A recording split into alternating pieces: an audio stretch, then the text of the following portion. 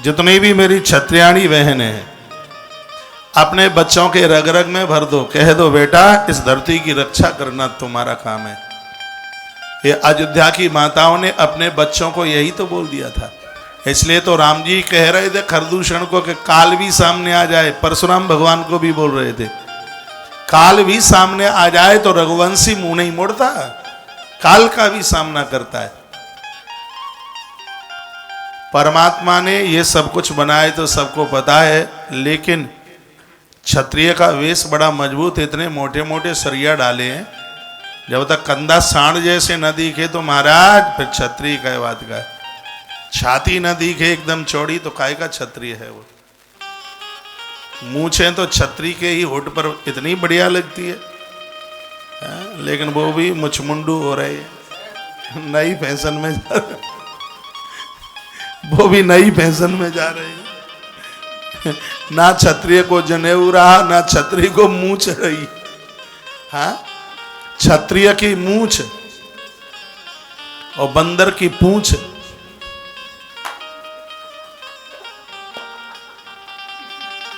बंदर को पूंछ ना हो और क्षत्रिय को मूछ ना,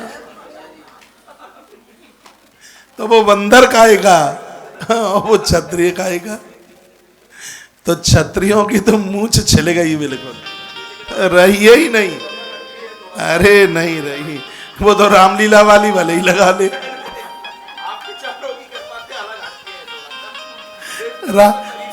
वो रामलीला में मूछ लगा लेते ना ऊपर से।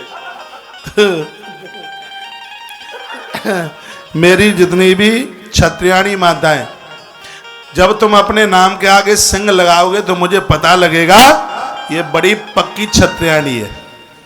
एक मैसेज में इसमें लिख के आता है सरता सिंह, इंदु सिंह, तो हम समझ लेते हैं कि ये शेरनी माताएं हैं ये। हाँ, सिंहनी है। मैं बड़ा आदर करता हूं चारों वर्ण की माताओं का। इस देश की सेफ्टी में ईश्वर ने तुमको इस धरती पर जन्मा है। गीदड़ों को जन्म मत दो, शेरों को जन्म दो, जीजाबाई बनो, बनो जीजाबाई। ये धरती तुम्हारी ऋणी रहेगी। इसको आज पुनः जीजाबाई जैसी देवियों की आवश्यकता है। इन गोधुओं को जन्म मत दो, गीदड़ों को, शेरों को जन्म दो। भरत जैसे यहाँ पर क्षत्रिय जो आए, जो शेर के दांत गिनते थे, तुम्हारे बेटा और बेटियां तो छिपकली को देख के कला मंडी खा के गिर जाते। छिपकली देखी तो गुड़ुमुड़ू हो जाते। कहा छिपकली देख लिए, मैंने कहा वाह देखो ये क्षत्रियों के बच्चे हैं। छिपकली देख करके उनको चक्कर आता है। क्या खा करके जन्म रही हो इनको, क्या खा के जन्म दे रही हो? हाँ, चाउमीन।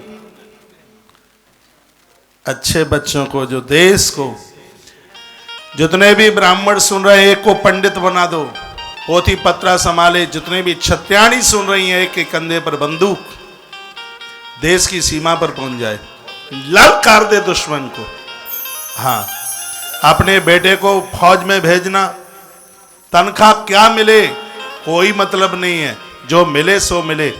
देश की खातिर हमने गरुड़ पुराण में पढ़ा है, जो एक सन्यासी तपस्या के साथ मौत को प्राप्त होता है, क्षत्रिय भी देश के लिए जीने वाला अपना जीवन छोड़ता है तो स्वर्गलोक से चलता हुआ ब्रह्म पद को प्राप्त होता है।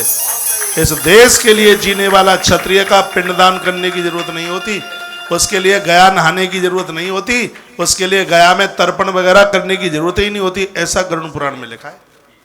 और जब जब इस यहाँ का क्षत्रिय मजबूत रहा है, तब तब दुश्मन ने हार मानी है, आंख उठा करके वो नहीं देख पाया।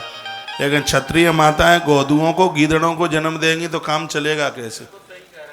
देखिए, चाहे पशु हो, जानवर हो, चाहे कोई मानव जाति, सबके दूध में तो अंतर है। ये शेरनी के दूध को दोहने के लिए पात्र सोने का चाहिए। यदि सोने का पात्र नहीं होगा और किसी में दोह दिया गया तो तत्काल उसमें कीड़े पड़ जाएंगे। उसके दूध की विशेषता है, गैया के दूध की विशेषता है, महिषी के दूध की विशेषता है।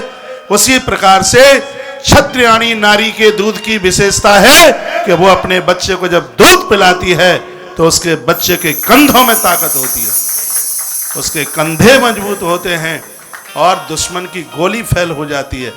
भैया उसका दूध ही उसकी औलाद के लिए एक कवच का काम करता है। कहां चली गई वो क्षत्रियाणियां, कहां चली गई देवियां? वो पुनः इस धरती पर जीजाबाई की आवश्यकता है, पुनः इस धरती पर केकई जैसी माता जिसमें क्षत्रियाणी का हर गुण था उसके अंदर, ऐसी वीरांगनाओं की आवश्यकता इस देश को।